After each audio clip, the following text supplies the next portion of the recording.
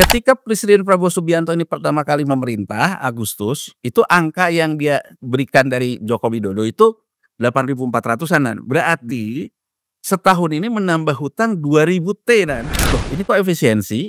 Defisitnya kok makin melebar gitu ya. Karena terjadilah batal diet hutang tadi. Jadi niatan efisiensi itu batal. Kita hitung deh ya, penambahannya 2.000 deh kira-kira. 850 dipakai pemerintah untuk revolving yang dikatakan oleh Menteri Keuangan bahwa hutang lama itu yang jatuh tempo bisa kita atasi dengan penerbitan hutang baru, revolving. Jadi hutang lama dibayar sama hutang baru. Proses Danantara mengambil uang dari APBN yang selama ini dialokasikan APBN, pemerintah menambah hutang. Siap-siap lu pade ya. Ke depan apa aja kita pajakin. Udah penerimaan yang organiknya berkurang, penerimaan pajak, penerimaan BUMN juga diambil, makanya jalannya berhutang dan apa-apa dipajakin.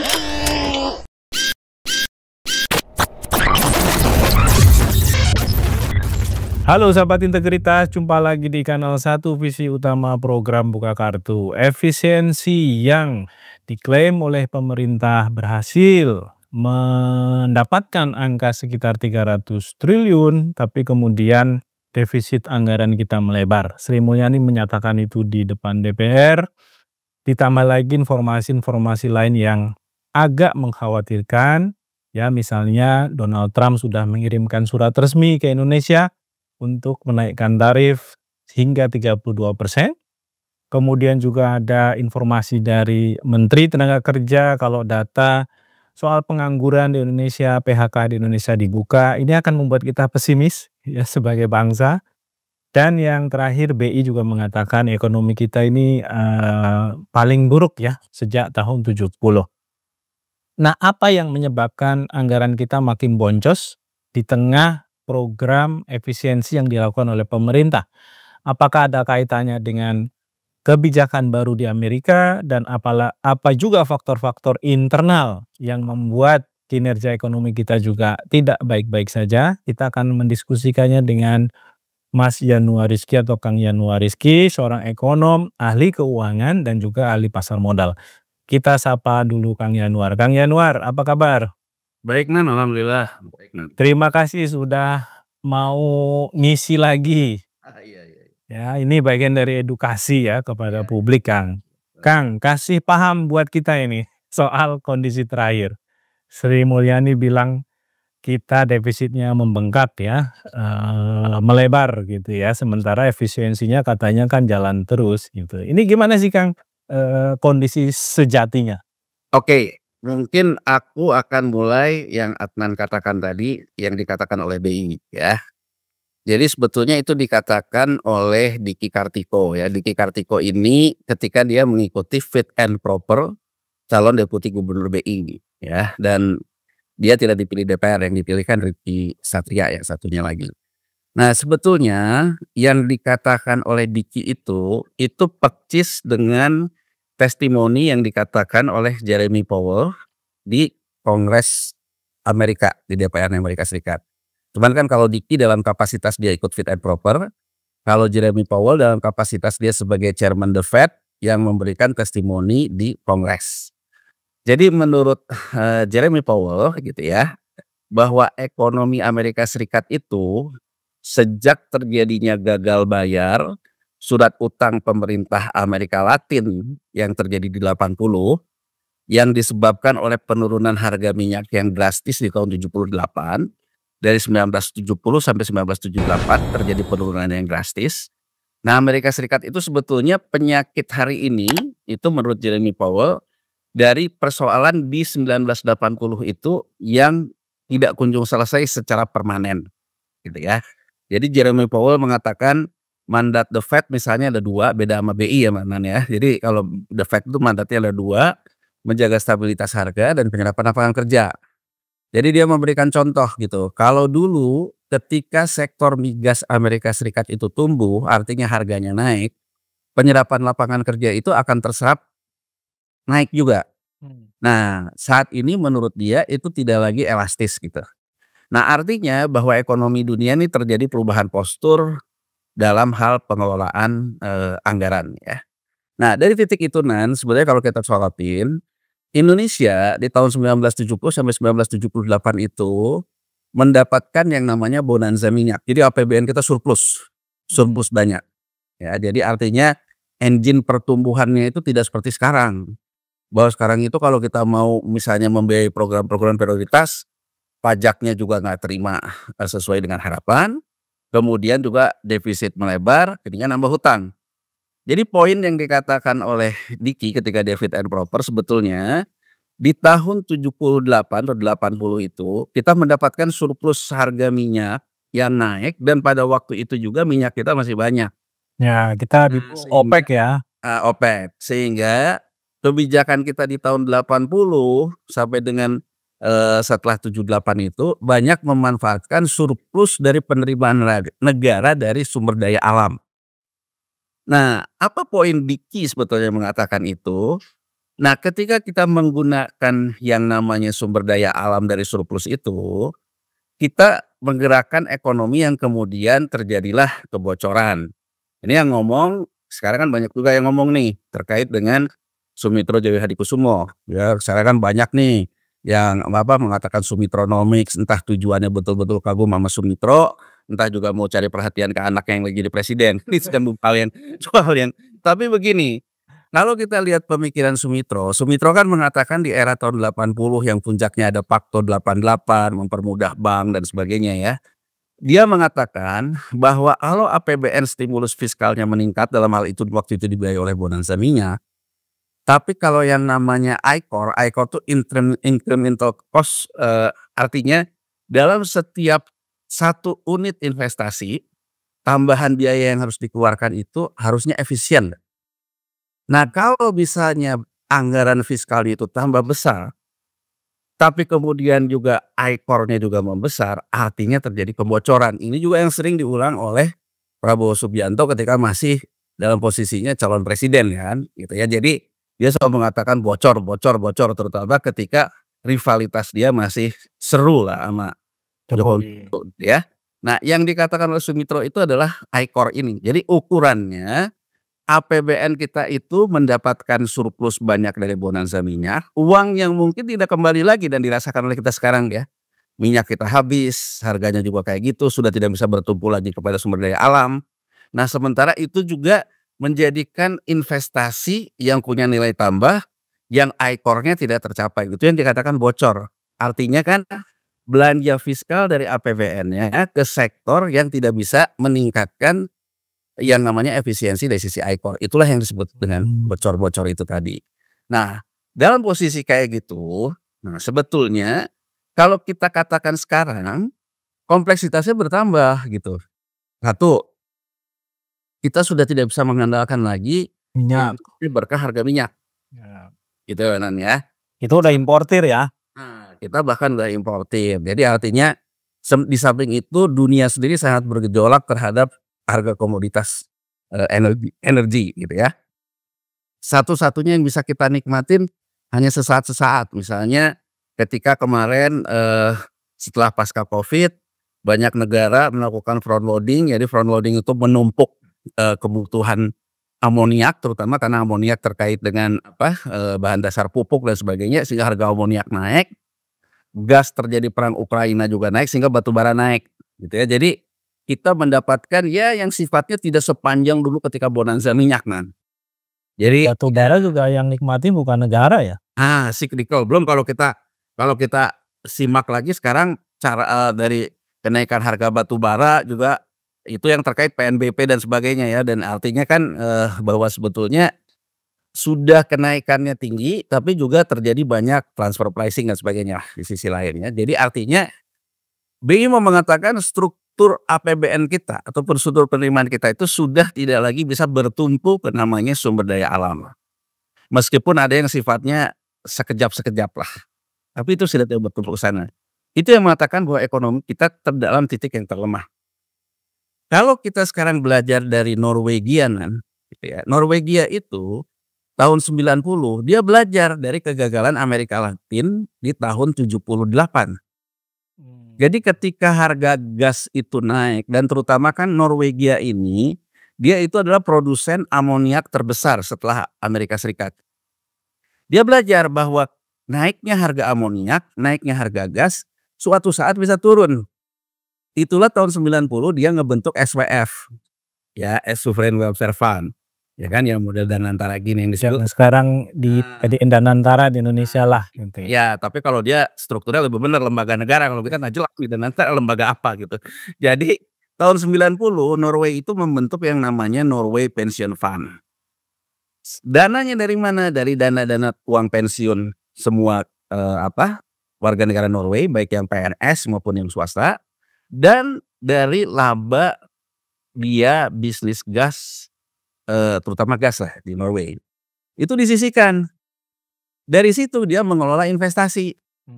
Sehingga begitu harga gas turun, begitu harga segala macam, yang namanya investasi dilakukan oleh si Norway Pension Fund ini, itulah yang akan menambal penerimaan negara yang berkurang. Karena harga gasnya turun, apa gasnya sudah habis. Nah, BI sebetulnya ingin mengatakan bahwa kita terdapat kegagalan melakukan sebuah incremental cost, ya, yang dananya itu sebetulnya ketika kita mendapatkan bonanza minyak, harusnya kita bisa menurunkan ICOR kita. Jadi artinya efisiensi kita meningkat, tambahan cost untuk setiap investasi baru itu turun gitu. Artinya kan tidak ada kebocoran. Di sisi lain kita juga punya dana yang bisa mendorong di masa depan peningkatan penerimaan negara. Entah itu dari laba investasi dari investasi negara, model SWF, entah itu juga dari dana di masa lalu yang ditanamkan ke investasi yang bisa menaikkan pajak gitu loh, Nan. Penerimaan pajak. Nah, jadi kalau dari sisi itu, BI itu mau mengatakan kenapa ekonomi kita sekarang melemah secara struktural. Satu, kita gagal ketika melembagakan dana-dana di masa lalu. Kedua, dana di masa lalu maupun di masa sekarang tidak membentuk struktur ekonomi baru.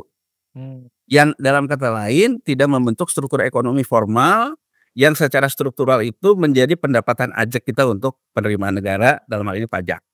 Karena dikuasai oleh segelintir orang. Karena memang tidak, terjadi kebocoran stimulus fiskalnya seperti dikatakan oleh Sumitro. Jadi saya ingin mengatakan yang dikatakan Sumitro itu. Jadi Sumitro itu mengatakan bahwa stimulus fiskal, belanja fiskal, peran negara harus juga terkait dengan menurunkan ICOR. Jadi biaya investasi untuk menghasilkan satu unit tuh lebih rendah. Gampangnya gini deh, Nan, gampang nih, contoh gampang ICOR kok pas ya. Gampangnya gini, kasus terakhir deh ya. Kasus terakhir Menteri Pertanian ditanya di DPR, "Pak Menpan, itu kok harga beras naik di pasar? Terus itu kok stok beras di Bulog banyak yang sudah dimakan kutu," begitu kan kurang lebih, Nan. Mentan mengatakan bahwa kita itu sekarang stok di Bulog tertinggi sepanjang sejarah. Bedakan antara stok di gudang dengan kita mengguyur pasar. Artinya gini, Nan. Kalau misalnya Bulog menyerap stok banyak dari petani, kemudian Bulog juga mengisi distribusi dengan harga yang lebih murah di pasar, maka harga di pasar pasti turun kan, Nan? Ya, harusnya begitu. Kenapa itu tidak terjadi? Karena kalau berdasarkan data ya, data dari IRI ini Rice Association International, biaya overhead gabah kita di sawah itu paling tinggi, Nan.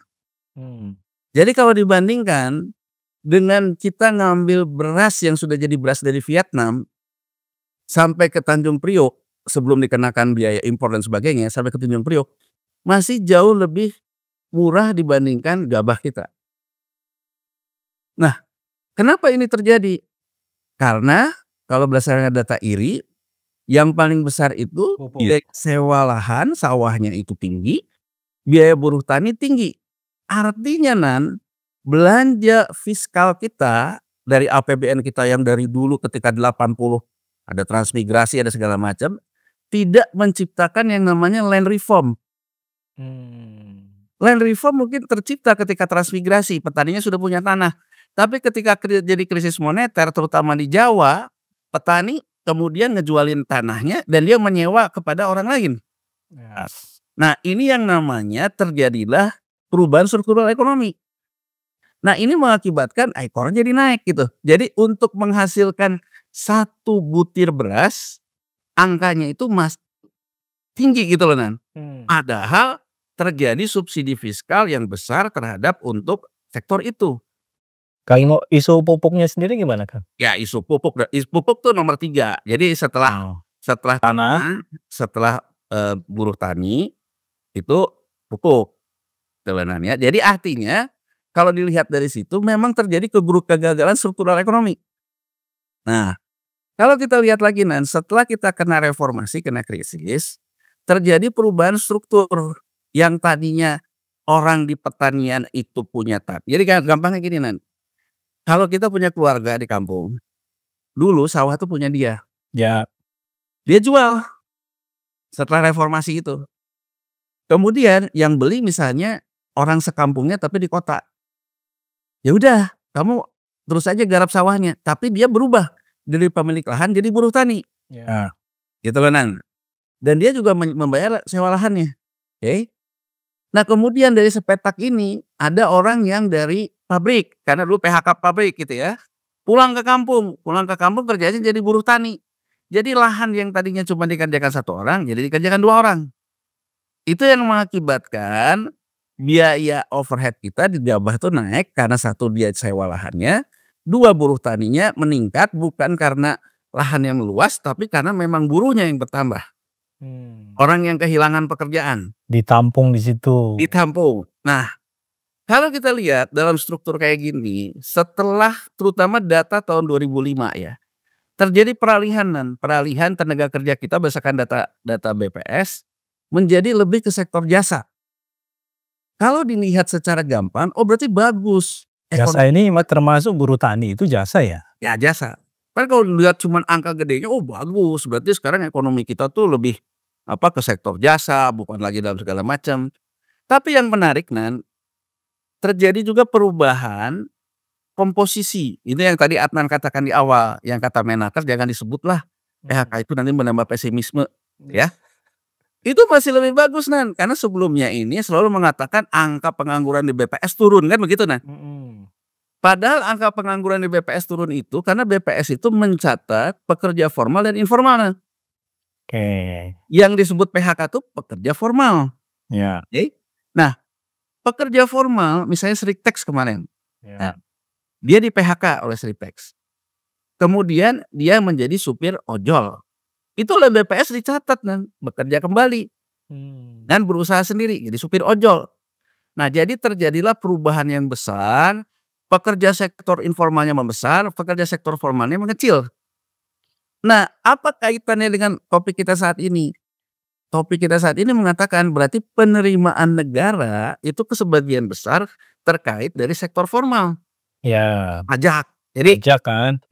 kalau Sri Mulyani selalu mengatakan ya jangan bandingkan sama Eropa. Eropa tuh kamu sedikit-sedikit pajak. Tapi Eropa bisa membangun ekonomi struktural. Ya.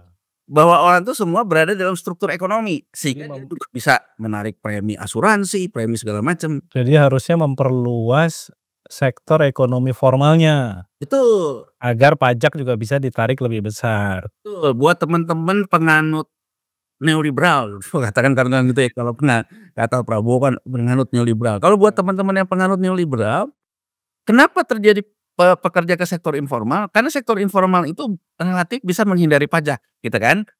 Berarti bisa menghindari pajak, harusnya sektor formal membuat pajaknya tidak terlalu berat gitu ya.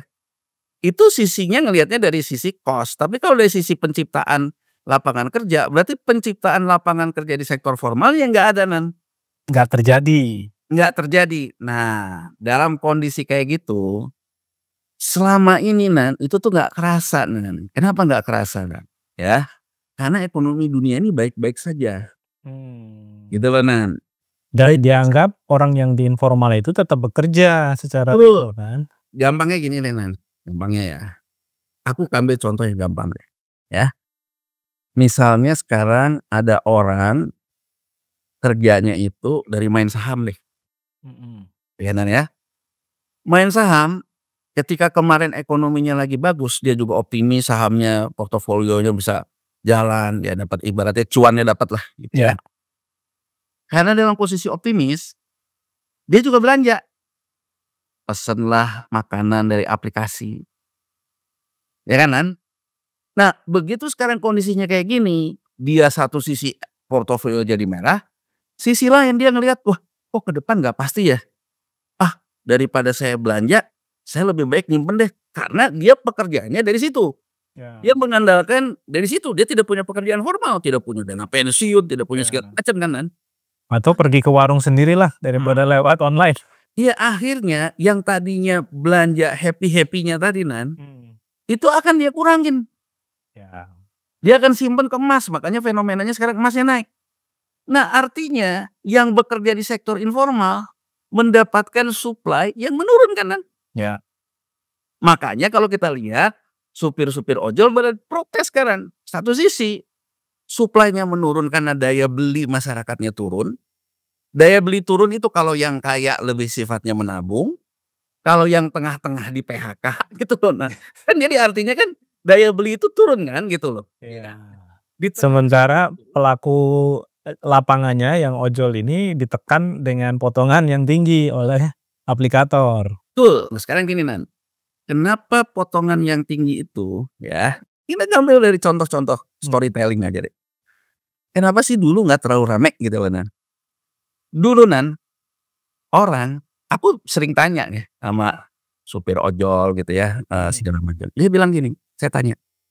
Dia bilang, "Cari duit tuh sekarang susah, Pak. Kalau dulu saya dapat sehari 100.000 tuh gampang." Aku tanya, "Kenapa?" Dia bilang, "Satu sisi sekarang itu kita rebutan ordernya makin banyak." Kenapa?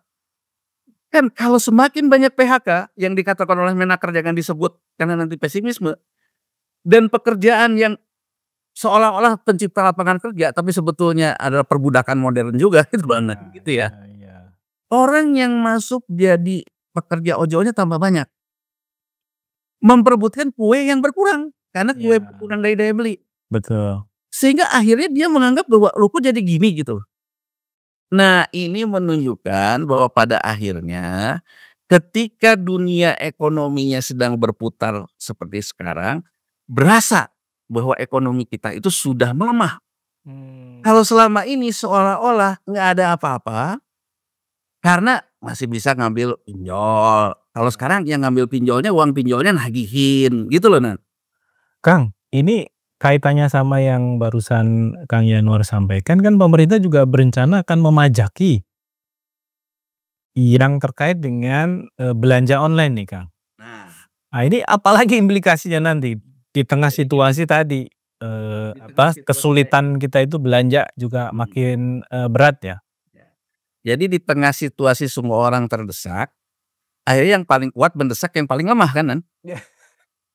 Gini loh, aku mau lihat dari sudut pandang pemerintah, Nan, ya. Hmm. Ya, pemerintah ini menghadapi penerimaan negara yang turun, Ya.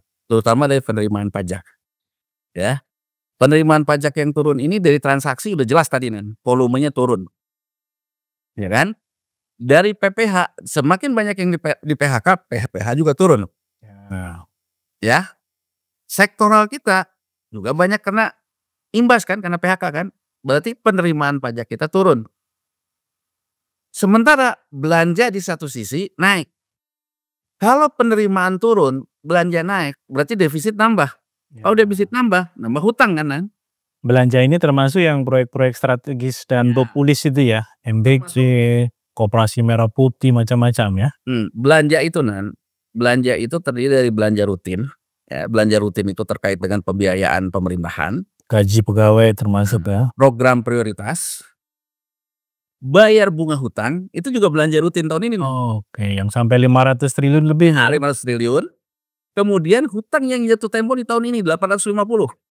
Oh. Jadi kalau kita hitung nih, bayar hutang jatuh tempo aja 850, biar bayar biaya bunganya 550, 1.400 triliun tuh udah belanja hutang sendiri, Nan. Gitu loh, 1.400 triliun tuh udah belanja hutang sendiri. Ya. Nah, ini kalau dikaitkan dengan ICOR, ternyata hutang yang kita menimbulkan biaya bunga 500T tidak mampu menciptakan pajak yang bisa menutupi pembayaran bunganya. Ini yang disebut ICOR. Berarti kan terjadi kebocoran anggaran. Iya. Kalau pakai pemikiran Prof. Sumitro gitu, Nan. Jadi artinya kan belanja anggaran kita berarti selama ini kualitasnya buruk atau memang ada korupsi kan gitu loh, Nan. Ya. Sehingga artinya ketika kita harus bayar bunganya, kita nggak bisa bayar. Atau memang nggak menciptakan efek ekonomi ya? Atau tidak menciptakan efek ekonomi, berarti kan betul kata Adnan, di situ persoalannya kan. Sekarang kalau kita lihat, ya dengan penerimaan turun, 1.400 harus kita keluarkan, karena kalau kita sampai gagal bayar hutang, urusan tambah repot lagi. Hmm. Gitu loh Nan, gitu ya. Jadi dari sudut pandang, stabilitas fiskal, 1.400 bayar, berarti kan ruang fiskal tuh menyempit Nan. Nah, kalau nggak mau menyempit, tambahin hutang. Ya. Tambahin hutang, artinya berhadapan dengan pasar surat utang. Pasar surat utangnya lagi kayak gini kan, ada Amerika, geopolitik dan sebagainya dan sebagainya. Gitu ya Nan. Ini yang kemudian di awal tahun menciptakan yang namanya efisiensi Nan. Karena peluang untuk menaikkan pelebaran defisit itu tertutup ruangnya, karena pasar surat utang dunia nih lagi kering. Kenapa lagi kering? Market leader di pasar surat utang itu supply-nya itu adalah surat utang yang diterbitkan oleh pemerintah Amerika Serikat. Nah, oke. Amerika Serikat melakukan diet hutang. Jadi Donald Trump itu dari kampanyenya, dia mengatakan dia tidak akan menciptakan hutang baru di 2025 ini. Caranya gimana? Caranya dia akan menambah penerimaan negara dengan memberikan tarif yang sekarang orang ribut. Oke. Jadi tarif impor itu pajak impor, masuk impor Nan. Jadi kalau sekarang ada itu, itu akan jadi penerimaan negara dia. Tarif itu, ya kan? Dengan menaikkan tarif sehingga dia tidak akan menimbulkan surat utang baru. Karena penerimaan bertambah ya, Penerimaan asumsi bertambah. Mbak. Tapi Amerika Serikat kan lebih gila lagi dari kita, jumlah hutang jatuh temponya lebih besar lagi. Nah makanya konsepnya dibuatlah Dogo itu yang sekarang udah bubar. Awalnya dia sama si Elon Musk. Elon Musk. Khusus untuk melakukan efisiensi belanja rutin. Ya kan, efisiensi belanja rutin artinya belanjanya dikurangin, ekspansinya ditahan. Pegawai dipecat. Artinya Amerika Serikat tidak akan menerbitkan surat utang baru.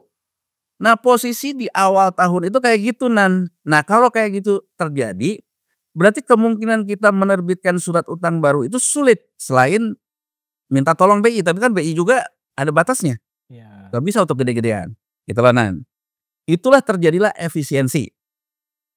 Ya kan, relokasi dan sebagainya. Nah, bilalah Nan, Trump ini setelah April dia mengajukan kalau di kita RAPBN dia lah. Iya. Dia mengajukan ternyata menerbitkan surat utang baru 80.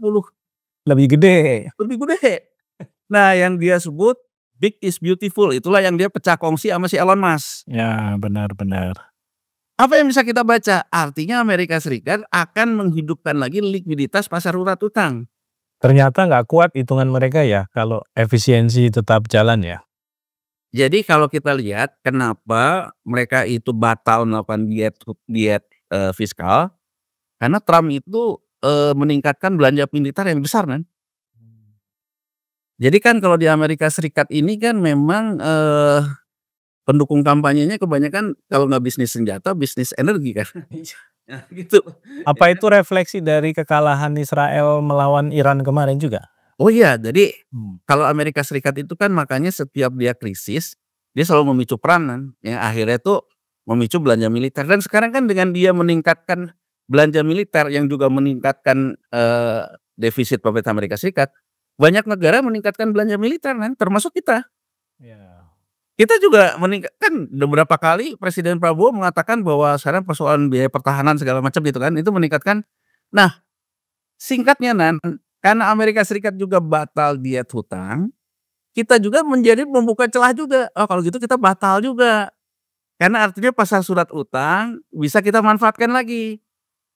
Nah ini yang bisa kita baca ketika Menteri Keuangan Sri Mulyani mengatakan di akhir tahun nanti hutang kita itu menjadi 10.300 kan gitu ya, 10.200, 300 ya, 10.300. Ketika Presiden Prabowo Subianto ini pertama kali memerintah Agustus, itu angka yang dia berikan dari Joko Widodo itu 8.400-an. Berarti setahun ini menambah hutang 2.000 T kan. Ya. gitu loh, menambah hutang 2.000 T. Nah, itu bisa terjadi kenapa? Karena ada optimisme pasar surat utang akan ramai lagi dengan Amerika Serikat juga defisit. Nah, jadi kembali ke topik yang Adnan tanyakan, loh ini kok efisiensi, defisitnya kok makin melebar gitu ya? Karena terjadilah batal diet hutang tadi. Jadi niatan efisiensi itu batal, Nan. Makanya mulai muncul lagi program-program prioritas digaskan nggak gitu kan? Ada MBG, ada segala macam, ada segala macam. Itu kenapa KL-KL pimpinannya minta tambahan dana lagi? Ya, jadi kalau misalnya kalau di Amerika Serikat semua mengkaitkan dengan perang, kalau di kita semua mengkaitkan dengan program prioritas presiden untuk menjaga MBG kata Kapolri gitu loh, untuk menjaga Koperasi Merah Putih. Kalau di Amerika Serikat ya kan KL-KL-nya itu ngomongnya mengkaitkan dengan perang gitu loh, Nan. Karena anggaran belanja yang Trump buat gede untuk defisit ini perang. Kalau kita kan program-program prioritasnya Prabowo itu, sehingga semua KL di DPR ngomong untuk menjaga programnya presiden, Sekolah rakyat, masuk. berapa anggarannya. Jadi itu, Nan. Jadi gambarannya tuh seperti itu, gambaran teknisnya. Oke, siap. Nah, tapi yang menarik ini, kita hitung deh ya, penambahannya 2.000 deh kira-kira. 1.400 sendiri itu terkait hutang. Berarti kasarannya kita ngomong dari 2.000 itu 850 dipakai pemerintah untuk revolving yang dikatakan oleh Menteri Keuangan bahwa hutang lama itu yang jatuh tempo bisa kita atasi dengan penerbitan hutang baru, revolving. Jadi hutang lama dibayar sama hutang baru. Ya. Ngutang, yang bayar utang dari utang lah gitu. Betul. Jadi kita hitung nih, Nan, 2.000 nih. Ya, 850 udah dipakai untuk revolving. Gitu ya, Nan ya. Kemudian ada lagi 550 untuk bayar bunganya. 1.400. Nyisa 600 kan, Nan, dari hutang baru itu.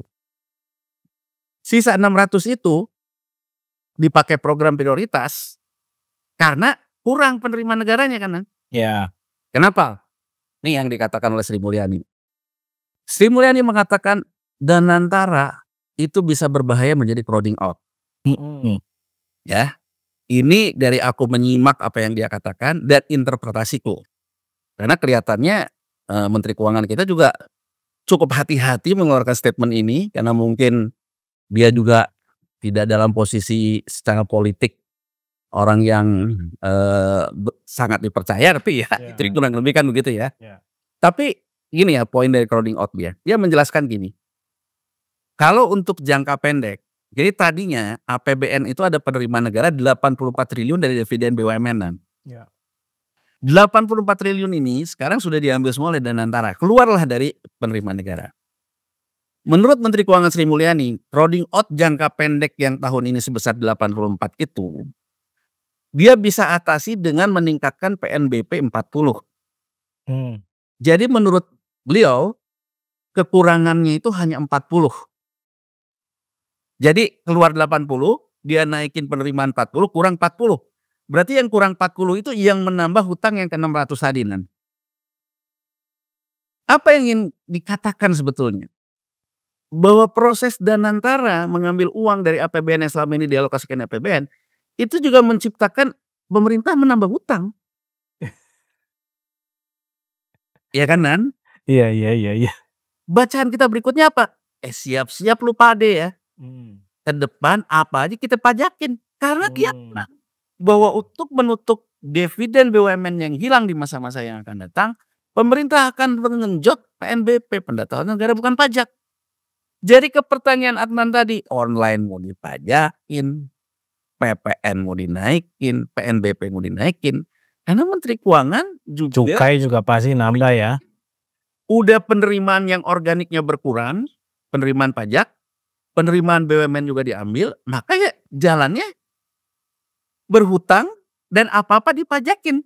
Nah, jadi maksud saya, Nan, apa hak budget kita? Kita tuh punya hak budget untuk mengatakan pemerintah, ya mungkin program prioritas itu baik, tapi kalau program prioritas itu membuat hidup kami tambah susah, kita kenapa nggak bertahan dulu sama-sama deh di jangka pendek ini? Ya.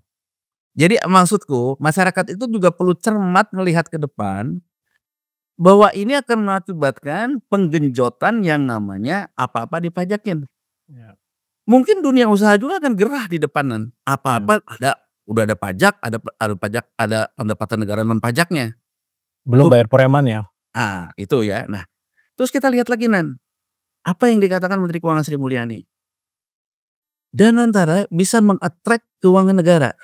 Dia ngomongnya gitu, menyenangkan. Ini pemahamanku, gitu kan. Kalau Danantara kemudian mengeluarkan sekuritisasi, kan sekarang udah baca tuh katanya sama Arab 150 miliar US dollar, itu kan pinjaman yang diserap oleh Danantara.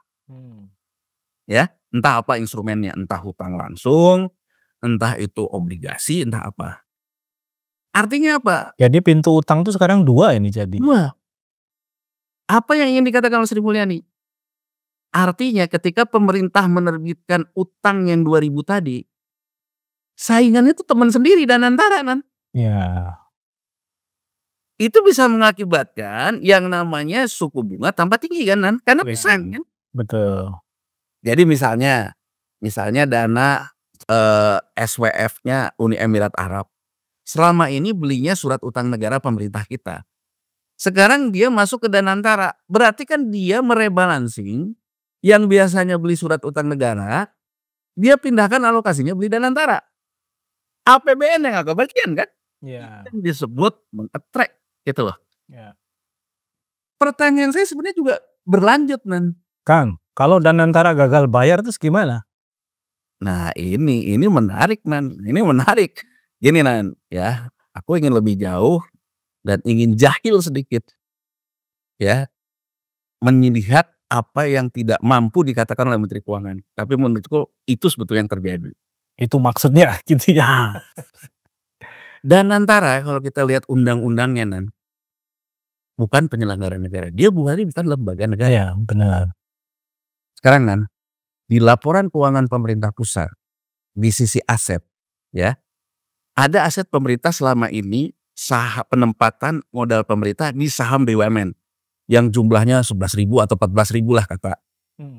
Enggak apa 14.000 yang selama ini selalu kita katakan 14.000 triliun.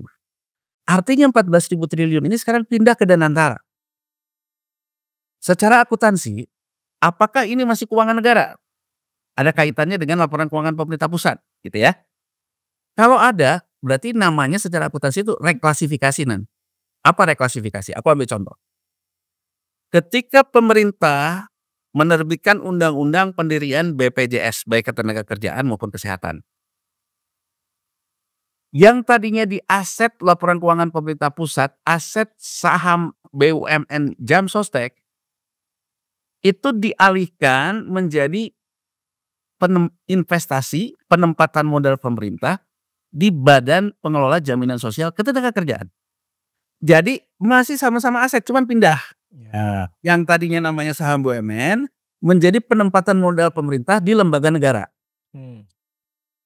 Itu juga yang di BUMN Askes dipindahkan ke BPJS Kesehatan. Itu juga di Bank Indonesia. Jadi gampangnya Nan, kalau kita lihat laporan keuangan pemerintah itu ada penempatan modal pemerintah di lembaga negara, ada BPJS, ada Bank Indonesia. Pertanyaanku, Danantara yang Badan Pengelola Investasi Danantaranya itu lembaga negara bukan? Di undang-undangnya bukan. Bukan. Kalau berarti ini privatisasi total kan? Iya. Semua uang ini keluar dari keuangan negara ke keuangan private. Tanpa dibayar. Berarti kan aset pemerintah keluar sekitar 14.000, pemerintah nggak dapat uangnya. Kan kalau dari kelas tadi mah cuma pindah-pindah. Pindah lajur aja kalau tadi. Pindah lajur. Apa yang terjadi Nan? Apakah tidak mengganggu stabilitas pasar surat utang kita loh? Karena surat utang pemerintah kita kan ngelihatnya dari neraca pemerintah. Iya, benar. Asetnya berkurang mau nambah utang kan? Iya. Kalau aset itu kan anggaplah kalau kita sebagai individu ya itu bagian dari agunan lah kalau kita ngutang kan. Betul. Nah ini Nan, menurutku tuh dari otak-atik nggak mau kesentuh sama tipikor sama segala macam. Tapi kita sebenarnya melakukan sesuatu yang menurutku fatal loh. Iya. Jadi menurutku harusnya BPI Danantara itu lembaga negara kayak BI, ya kan? Dia ada di laporan keuangan pemerintah pusat. Karena dia ada di laporan keuangan pemerintah pusat, maka dia juga objek audit pemerintah kan? Iya. Benar nggak? Ya, betul. ingin menghindari objek audit pemerintah, ya kan? Tapi mengakibatkan hal seperti itu. Nah, kembali ke Adnan tadi. Artinya sekarang Danantara dengan dia sektor private, dengan tata kelola keuangan negaranya udah nggak ada karena bukan penyelenggara negara lagi. Misalnya hapus buku kredit, nggak lewat keuangan negara lagi. Betul. Hapus AT dengan privatisasi divestasi. Bayangin kan gitu. Kalau Danantara gagal bayar, berarti orang itu bisa ngambil semua saham-saham yang ada di Danantara. Iya. Iya kan? Dan kemudian sudah tidak ada lagi mekanisme keuangan negara, check and balances dari segi negara gitu loh. Iya. Ya itu seperti perusahaan bangkrut terus kemudian diambil semua asetnya gitulah ya. Jadi maksudku ini sebetulnya apa yang dikatakan oleh Sri Mulyani tentang defisit yang melebar 2.000 triliun, crowding out, ini sebenarnya banyak hal-hal yang tersirat meskipun tidak tersurat gitu.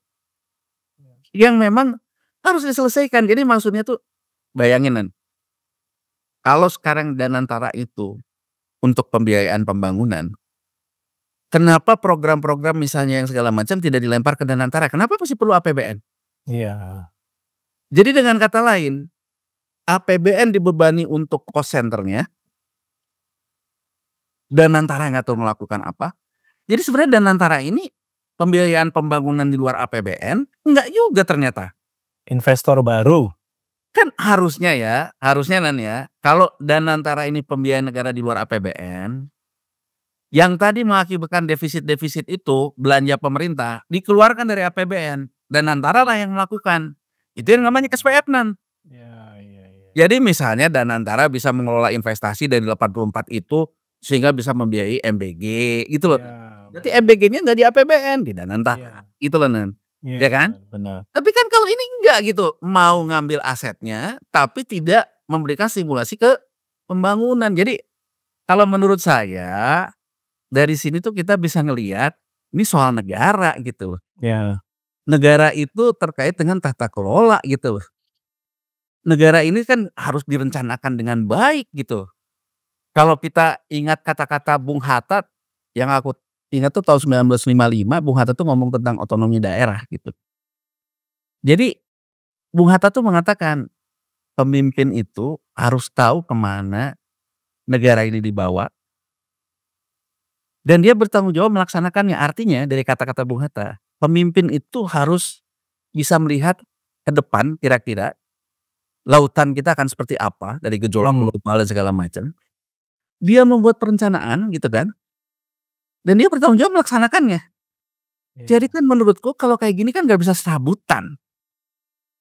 Nah jadi dari sisi ini Nan, apa yang kita baca saat ini banyak mau, tapi tidak jelas sebetulnya teknokrasinya apa. Iya, itu yang hilang malah ya. Ya, jadi menurutku orang sudah bersuara cukup banyak yang bersuara ya, hilangnya teknokrasi dalam pembangunan ekonomi kita saat ini. Dan menurutku sih apa yang terjadi saat ini semakin menunjukkan itu. Ya. Jadi seolah-olah negara ini nggak ada batasnya uang, padahal uang itu terbatas gitu ya. Jadi ya menurutku kalau sekarang juga udah muncul kan lembaga think tank, ya kan yang ujung-ujungnya adalah menampung para dewan pakar era kampanye dulu lah lebih kan begitu ya yang seperti itu. Ya menurutku kan harusnya kita lihat gitu di sini. Apakah kita on the right track gitu? Ya. Ya kan? Betul. Kan ini menjadi pertanyaan mendasar gitu. Jadi belum korupsinya Nan. Ya. Sesuatu yang direncanakan tidak cukup baik, sesuatu yang serabutan. Pelajaran dari yang dikatakan oleh Profesor Sumitro Joyo Hadikusumo, belanja banyak tapi ICOR-nya tambah mahal. Ya. Benar nggak? Tanpa kejelasan aturan, rule of the game. Ya. Tadi ya isu konflik kepentingan, check and balances, ya moral hazard pasti langsung muncul lah ya di situ. Termasuk sebenarnya kalau kita tanya gitu, sebenarnya kalau kita buat model bisnis dari MBG itu sampai uang ke dompet kita tuh gimana sih? Ya. ya kan, sampai itu akhirnya menambah pajak ke pemerintah, sampai itu nanti Danantara bisa kan itu kan harusnya ada gitu, bukan sekedar by feeling gitu. Oke Kang, ini aduh bikin sakit kepala sebenarnya. Ya mungkin Tapi terlalu ini, tapi aku coba agar kita tahu dari sisi konsepnya gitu loh, ya, dari oke. konsepnya. Supaya juga sahabat integritas nggak hanya sekedar applause ketika ada pidato-pidato pemerintah yang membara, membabi buta, seakan-akan optimis, heroik gitu ya, penuh dengan nasionalisme, tapi kita juga harus melihat yang lebih mendasar dari itu semua. Dan tadi sudah disampaikan oleh Kang Yanuar. Kang Yanuar, sepertinya ini kelas 3 SKS ini sebenarnya untuk ekonomi hari ini, tapi mudah-mudahan dicerna Ya secara mudah-mudahan pelan-pelan gitu ya oleh sahabat integritas semua, bahkan oleh penonton yang juga belum subscribe di channel ini, dan ini bisa memberikan wawasan yang lebih mendasar bagi kita untuk memahami bagaimana kebijakan publik, ekonomi, alokasi anggaran, efisiensi, masalah korupsi, tata kelola itu sebenarnya berkelindan satu dengan yang lain. Dan itu tidak bisa dihindari. Kita ketemu lagi di lain waktu, sampai jumpa.